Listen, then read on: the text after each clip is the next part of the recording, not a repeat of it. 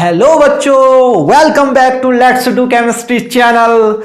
मैं आपका दोस्त पीके सर और हमारा एक छोटा सा नन्ना मुन्ना सा एक YouTube channel let's do chemistry, आपका बहुत सारा स्वागत है यहाँ। और अब हम शुरू करेंगे। जैसे कि आपको पता है कि हम केमिकल काइनेटिक्स से पढ़ रहे हैं क्लास 12 की, और चैप्टर नंबर 4 है, और उसमें कुछ टॉपिक्स हमने कर दिए हैं। लेक्चर नंबर 2 लेक्चर कंप्लीट हो चुके हैं, प्लीज उनको जरूर देखिएगा। ओके, हमारी जो प्लेलिस्ट बनी है चैप्टर वाइज, ओके, क्लास 12 की, उसको देखने के बाद आप यहाँ आएंगे तो आपको जल्दी से और अच्छे से समझ में आएगा, क्योंकि बेसिक्स वहां डिस्कस किए गए हैं। तो आज हम यहाँ जिन टॉपिक पे डिस्कस करेंगे वो टॉपिक हमारे कौन कौन से हैं? एक तो इंटीग्रेटेड रेट इक्वेशन, और दूसरा रेडियो एक्टिव। दूसरा कौन सा टॉपिक है हमारा? Radioactive decay as a first order. And third topic Arrhenius equation पे हम डिस्कस करने वाले हैं। तो मेरे प्यारे बच्चों, क्या शुरू करें?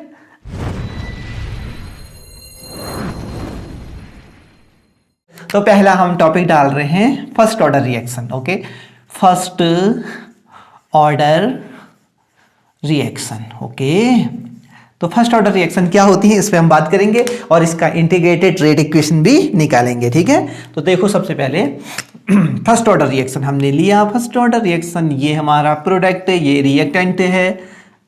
इसका रेट इक्वेशन लिखा, R is equal to kappa, kappa kappa काहे बोल रहे हो, ये रेट कांस्टेंट है, और ये R हो गया, और यहाँ क्या लिख दिया हमने? 1 लिख दिया। समझ में आया? ये ऑर्डर 1 है तो इसलिए 1। हमारे पास रेट का एक और इक्वेशन होती है, रेट इज इक्वल टू होता है minus del concentration of R upon del T।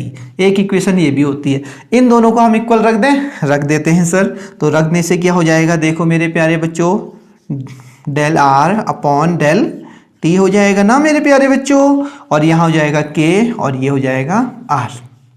ठीक है, अब हम क्या करेंगे, इसको हम इधर ले लेते हैं। ये देखो, ये किया और नीचे लगा दिया R। ये समझ में आया?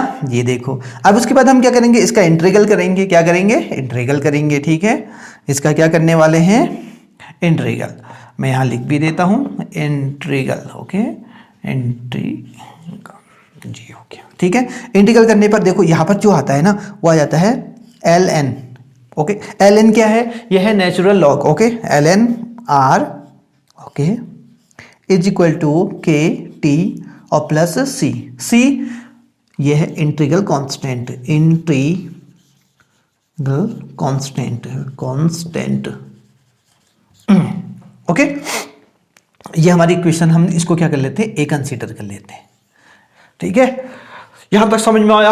आगे होगा रे। देखो अब आगे देखना क्या हुआ। अब इसको हम यहां पर बना लेते हैं। ठीक है, यहां बना लेते हैं, at T is equal to 0। तो जो आर होगा ना, वो क्या होगा? R naught. अब ये क्या है सर? ये आर नॉट क्या है ये तो बता दो। ये वो इनिशियल कंसंट्रेशन है रे। क्या है? Initial concentration. ओके, और ये आफ्टर टी टाइम का कंसंट्रेशन है। बट जब टी 0 होगा तो कंसंट्रेशन तो वही होगा ना जो इनिशियल कंसंट्रेशन है। ओके, तो यहां पर इसकी वैल्यू को पुट कर देते हैं रे बाबा, एन, और ये हो गया रे। हाँ, ये के और टी। अरे बाबा, इसको नॉट लिखना है रे, इसको 0 हो गया, प्लस सी हो गया। तो बाबा जल्दी से बताओ इसकी वैल्यू क्या आ गई? सी की वैल्यू क्या आ गई बे? जल्दी बताओ। अरे सी की वैल्यू, अब क्या करना है? सी की वैल्यू को इसमें पुट कर देना। अरे पुट क्या कर देना? पुट कर देना। तो पुट कर दें, तो पुट कर दो सर। पुट करके के टी हो गया, और प्लस, प्लस कहां से हो जाएगा रे बाबा? ये हो गया आर नॉट। यहां तक समझ में आया? जल्दी से यस बोलो। यस। अब देखो यहां इसको क्या करें हम? ट्रांसपोजिशन डाल देते हैं। तो ट्रांसपोजिशन डालने पर क्या हो गया?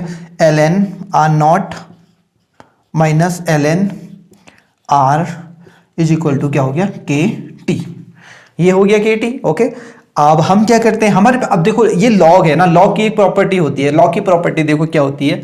लॉग की प्रॉपर्टी होती है एल जो a है, और यहां क्या हो जाए? Log b। तो अगर ये हो जाता है तो लॉग क्या हो जाता है? a अपॉन b हो जाता है। ये प्रॉपर्टी को जल्दी से नोट करो, कॉपी पेन लेके बैठो रे मेरे साथ। हैं ऐसे सोफे में बैठ के काम नहीं चलेगा। ठीक है, यस। यहां देखो, ये इसको हमने लॉग की प्रॉपर्टी लगा दी। लॉग की प्रॉपर्टी लगाने के बाद मेरे प्यारे बच्चों ये हो गया और यहां आ गया के टी।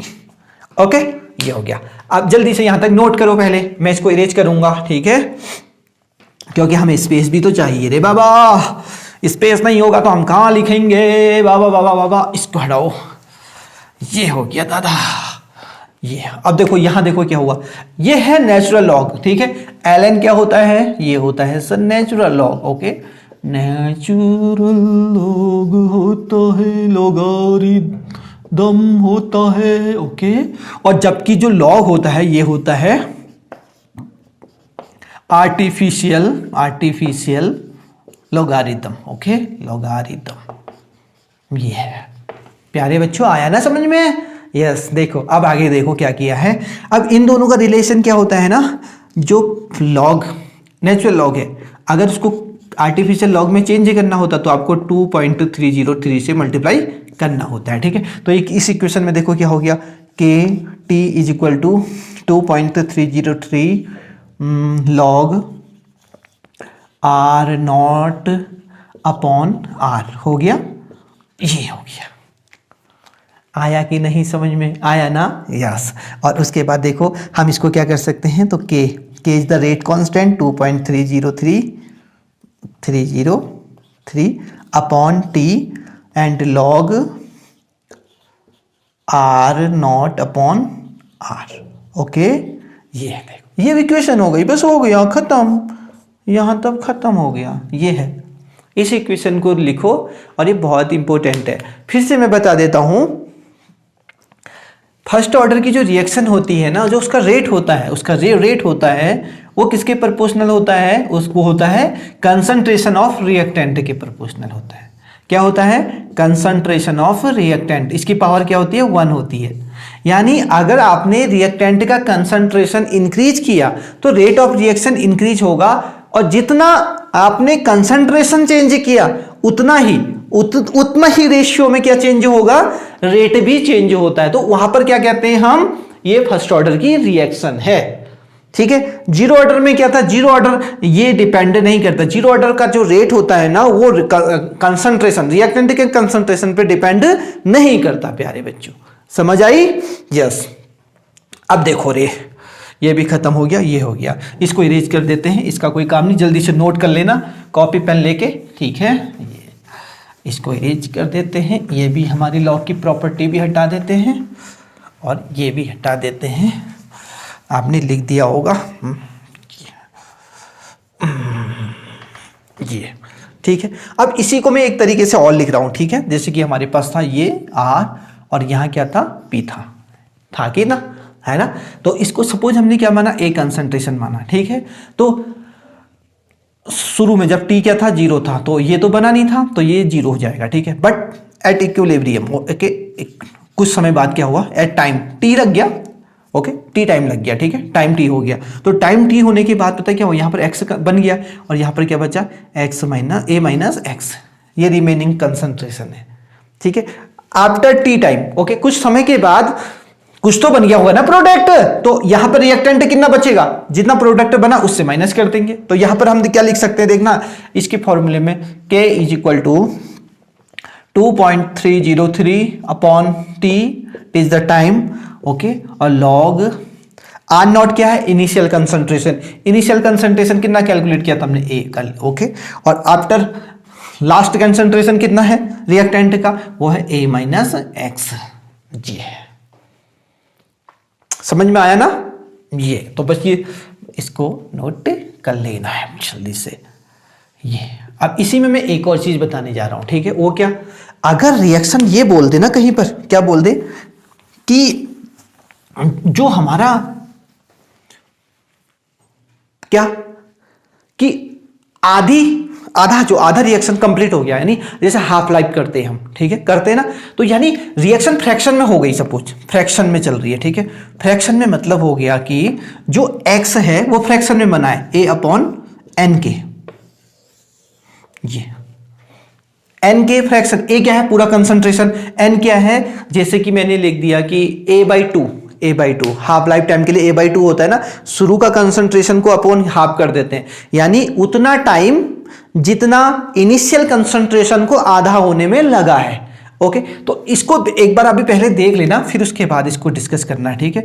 ये 2.303, ओके, और ये t हो गया log इसको a, और यहाँ पर a minus a upon n हो गया, ठीक है। तो यहाँ देखो क्या हो गया, ये 2.303, ओके, यहाँ पर हम 1 अपॉन n लग देंगे इसके लिए। हाँ, ये nth के लिए निकाला है हमने, nth, और ये t 1 अपॉन nth हो गया log a, और अब ये क्या हो गया n a minus a upon n, ऊपर n ले लिया, ठीक है। इससे शायद यहाँ से a कॉमन ले लेते हैं, तो a कॉमन ले लिया तो यहाँ पर हो गया a कॉमन आ गया n माइनस 1, ठीक है। a से a कैंसिल हो गया, तो यहाँ पर क्या बचा मुझे बताओ, 2.303, ये t 1/n, सॉरी, अभी हम इसको nth के लिए निकाले, nth फ्रैक्शन के लिए log n upon n minus 1, और ये हो गया k, ठीक है। यहाँ पर हम इसको यहाँ से ये भी लिख सकते हैं, t 1 upon n is equal to 2.303 upon क्या हो गया k, ये हो गया log n upon n minus 1। अब ठीक है, ये समझ में आ गया ना, ये हो गया, ठीक है। इसको नोट कर लेना, ये बहुत इंपॉर्टेंट है, ठीक है। अब जब सपोज तुम्हारे लिए, जैसे को मैं बता देता हूँ, इसको जल्दी से इसे नोट कर लेना, पॉज करके वीडियो पॉज करो और जल्दी से इसे नोट करो।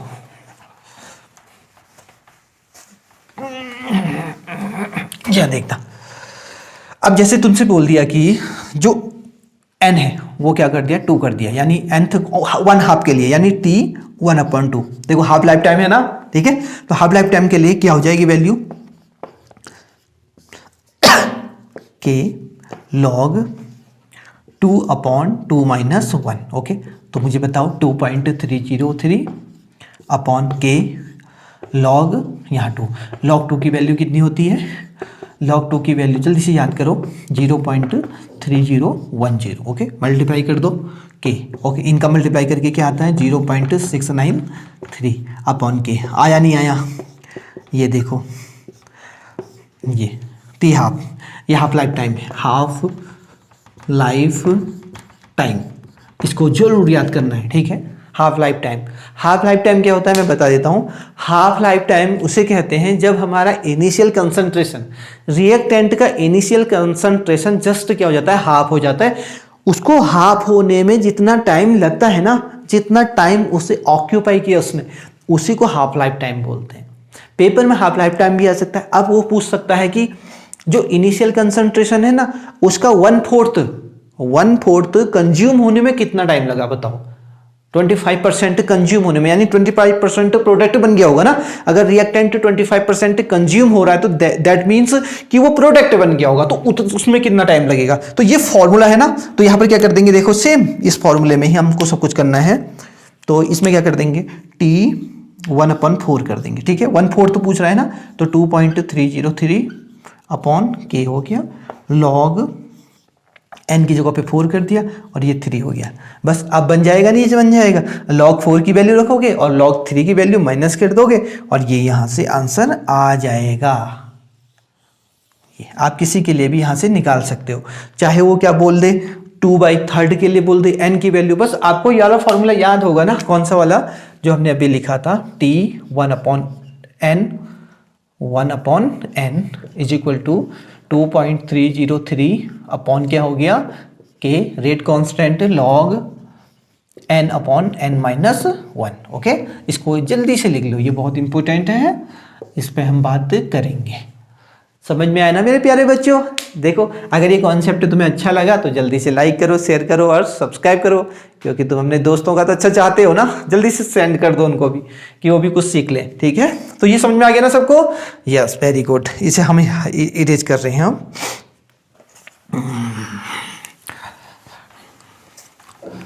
तो ये फर्स्ट ऑर्डर का रिएक्शन हो गया।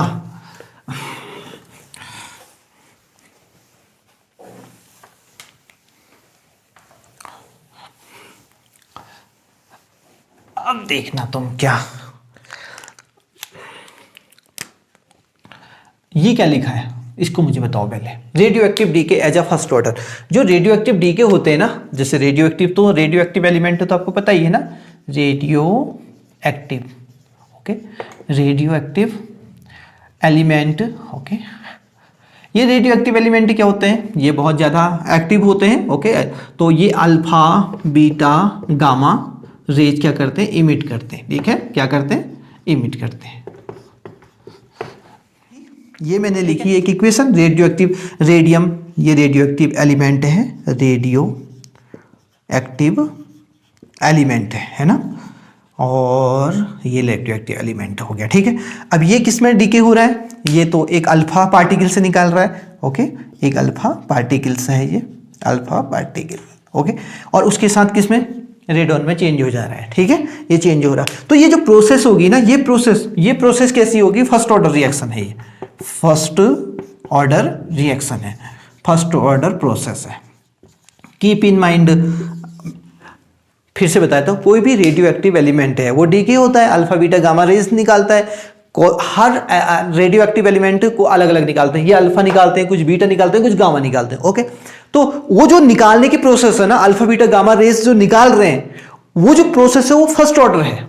तो कौन सी है, radio. Keep in mind, radio active हमेशा कहां से गुजरती है, वो फर्स्ट ऑर्डर से जाती है, ठीक है, फर्स्ट ऑर्डर। तो जो इसकी फर्स्ट ऑर्डर की इक्वेशन होती है ना, वही रेडियो एक्टिव एलिमेंट के लिए भी लागू होती है, ठीक है। तो फर्स्ट ऑर्डर के लिए क्या था देखना, टी था, ओके, और यहां क्या था 2.303, और अपॉन क्या कर दिया था, के कर दिया था, ठीक है, और लॉग क्या था, R naught, I mean initial concentration upon final concentration, okay. अब इसके लिए ये चेंज हो जाएगा, यहां पर टी क्या हो जाएगा, टी तो टी रहेगा, ठीक है, टी तो टी रह गया, यहां क्या हो गया 2.303, यहां पर ये के की जगह पे लैम्डा हो जाता है। अब लैम्डा क्या है सर, ये तो बताओ, ये है डी के कांस्टेंट, क्या है ये, डी के कांस्टेंट, या डिसइंटीग्रेशन कांस्टेंट भी बोलते हैं इसे, क्या बोलते हैं, डिसइंटीग्रेशन कांस्टेंट, ठीक है जी, ये अल्फा हो गया। अब जैसे कि के जो रेट कांस्टेंट है ना, वो टेम्परेचर पे डिपेंड करता है, आपको पता है टेम्परेचर पे डिपेंड करता है, अगर टेम्परेचर बढ़ाएंगे तो रेट कांस्टेंट इंक्रीज होता है, ठीक है। बट डी के constant can not depend upon the temperature, keep in mind, वो टेम्परेचर पे डिपेंड नहीं करता है, ठीक है। और यहां क्या हो जाएगा, लॉग ये एन नॉट हो जाएगा इनिशियल, और ये हो जाएगा एन फाइनल, ठीक है। ये क्या है, एन नॉट क्या है, शुरू में जो टोटल नंबर ऑफ एलिमेंट थे, किसके, radio active element, total counts, total, और ये क्या था, टी टाइम में कुछ समय के बाद जितने नंबर ऑफ एलिमेंट रह गए किसके, रेडियो एक्टिव के। तो यहां से ये फॉर्मूला बहुत इंपॉर्टेंट है, इसको ध्यान में रखना है आपको, ओके। और इसी के थ्रू जैसे हमने हाफ लाइफ टाइम निकाला इसका, ठीक है, तो क्या आता है 0.693 आता है ना, और अपॉन में क्या आता है के, बट यहां पर क्या हो जाएगा, लैम्डा हो जाएगा, ठीक है। जनरली क्या होता है, हाफ लाइफ टाइम क्या फॉर्मूला है, तो ये याद है ना आपको, अभी फर्स्ट ऑर्डर के लिए तुमने निकाला था 0.693 अपॉन क्या होता है, के होता है ना। But for radio active element the equation will be change, only one thing will be change, okay, what is, वो क्या है, वो है के।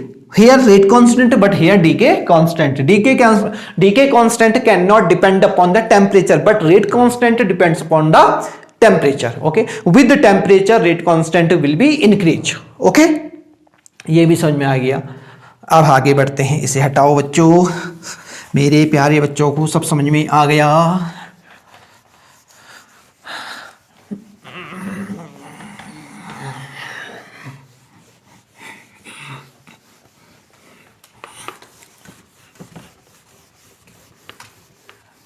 टॉपिक नंबर 3 पे बात कर रहे हैं, ठीक है, इसे इरेज कर देते हैं। चलो तुम भी चलो जाओ, तुम जो चली जाओगे तो आहें भरेंगे, तीसरा है आर्हेनियस इक्वेशन। मेरे प्यारे बच्चों, आर्नियस इक्वेशन पे आज डिस्कस करेंगे, ठीक है।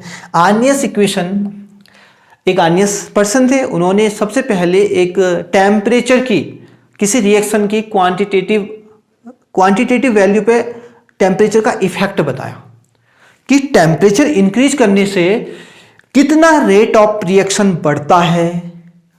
समझ में आया? ये किसने बताया था? आर्नियस ने। आर्नियस का स्टेटमेंट बड़ा फेमस है। क्या एक स्टेटमेंट फेमस है कि अगर आप क्या करते हो 10 डिग्री इंक्रीज करते हो टेम्परेचर, क्या करते हो 10 डिग्री ओके सेल्सियस, तो जो रेट होगा ना, रेट कितने टाइम इंक्रीज हो जाएगा? 2 टाइम्स इंक्रीज करेगा। ये स्टेटमेंट बड़ा फेमस है किसका? आर्नियस का। इसको ध्यान में रखना है आपको, ठीक है। ये वो एक्सपेरिमेंट के थ्रू भी बताते हैं इसको। उन्होंने इसके लिए टेम्परेचर कॉफिशिएंट भी डिस्कवर किया है, ठीक है। Coefficient okay.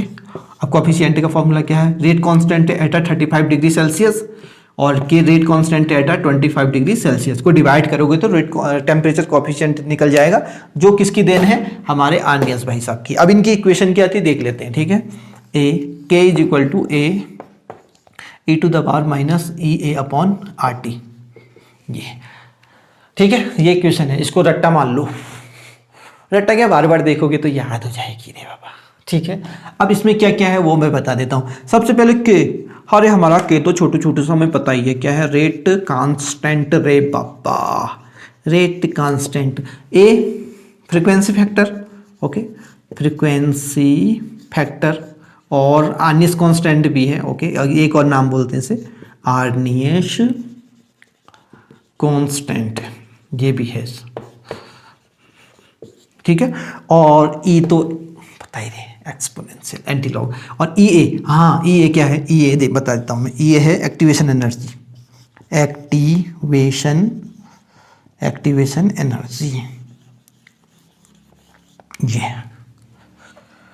और आर टी, आर तो गैस कांस्टेंट है ओके, गैस कांस्टेंट ओके, ये हो गया गैस कांस्टेंट। टी क्या है? टी है टेम्परेचर ओके, टी है टेम्परेचर, जिसको किस में लेंगे हम? केल्विन में। ये तो आपको पता ही है ऐसा यूनिट क्या होती है कि टेम्परेचर की केल्विन होती है, ठीक है। तो ये सब समझ में आ गया ना क्या क्या है करके। तो ये इक्वेशन होती है आर्नियस की। तो अब देखो आर्नियस, ये अभी मैं बताऊंगा, पहले एक्टिवेशन एनर्जी क्या होती है ये भी बता देता हूँ, ठीक है। एक्टिवेशन एनर्जी क्या होती है, ठीक है। इसको मैं इरेज करता हूँ पहले। अब आप पूछोगे एक्टिवेशन एनर्जी क्या होती है ना सर, ये भी तो बता दो हमको, ठीक है। तो देखो ध्यान से, ये हमने बनाया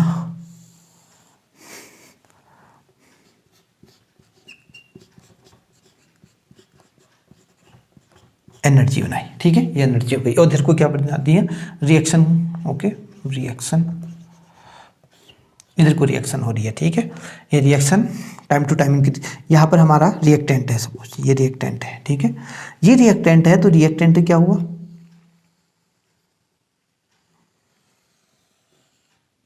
और यहाँ पर क्या बन गया? प्रोडक्ट बन गया, ठीक है।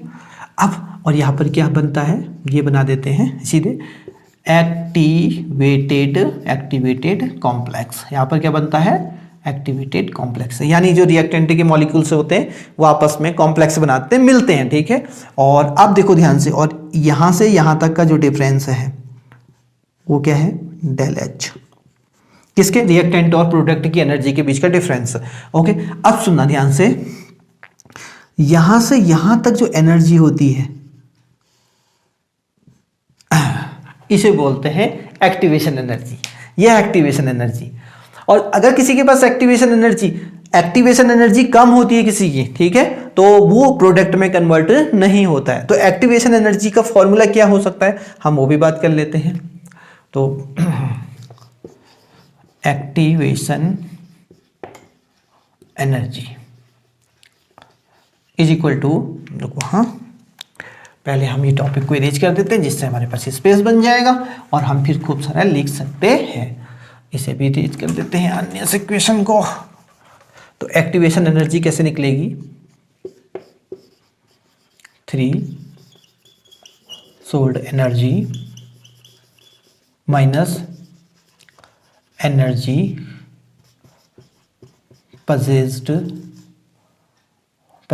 by reactant. ये है। अब हुआ क्या, सुनना ध्यान से। थ्रेशोल्ड एनर्जी क्या होती है? थ्रेशोल्ड एनर्जी होती है इस रिएक्टेंट को प्रोडक्ट में बदलने के लिए यहां तक एनर्जी जरूरी है, ठीक है, यहां तक ये थ्रेशोल्ड एनर्जी है। ठीक है, अब थ्रेशोल्ड एनर्जी, अब जैसे कि थ्रेशोल्ड एनर्जी यहां तक की माना है 50 जूल है। ठीक है, यहां तक क्या माना है 50 जूल है यहां पर, और इसके पास कितनी है 10 जूल है। ठीक है, 10 जूल है। तो जो लिखा है ना मैंने कि एनर्जी पजेस्ड, ये स्पेलिंग गलत हो रही है, possessed, okay, possessed, energy possessed bye reactant वो कितनी है 10 जूल है। ओके, और उसको थ्रेशोल्ड कितनी चाहिए 50 चाहिए। ठीक है, तो एक्टिवेशन एनर्जी कितनी निकल जाएगी देखना, activation energy equal to threshold कितनी थी 50 जूल। अगर 50 जूल किसी के पास एनर्जी नहीं होगी किसी मॉलिक्यूल से के पास, तो वो प्रोडक्ट में नहीं बदल सकता। ठीक है, तो ये माइनस करेंगे 10 जूल जो उसके पास बच, तो कितनी आ गई 40 जूल। तो 40 जूल यहां से यहां तक का डिफरेंस है क्या 40 जूल है, ये एक्टिवेशन एनर्जी। तो एक्टिवेशन एनर्जी को फिर से एक्सप्लेन कर देता है। एक्टिवेशन एनर्जी वो होती है जो किसी भी रिएक्टेंट को एक्टिवेटेड कॉम्प्लेक्स तक पहुंचाती है। अगर किसी के पास एक्टिवेशन एनर्जी नहीं होगी तो वो क्या होगा पता है, वो एक्टिवेशन जो एक्टिवेटेड कॉम्प्लेक्स है वहां तक नहीं पहुंच पाएगा। और अगर कोई रिएक्टेंट एक्टिवेटेड कॉम्प्लेक्स तक नहीं पहुंच पाता तो प्रोडक्ट में नहीं बदल सकता। Keep in mind, it is very important, the formula of the activation energy is this. ठीक है, जल्दी से इसे नोट करो, मैंने एक्सप्लेन कर दिया पूरा आर्नियस इक्वेशन। ओके, अब आर्नियस इक्वेशन को लेके कुछ बातें हैं जिनको हमें चर्चा में लाना है।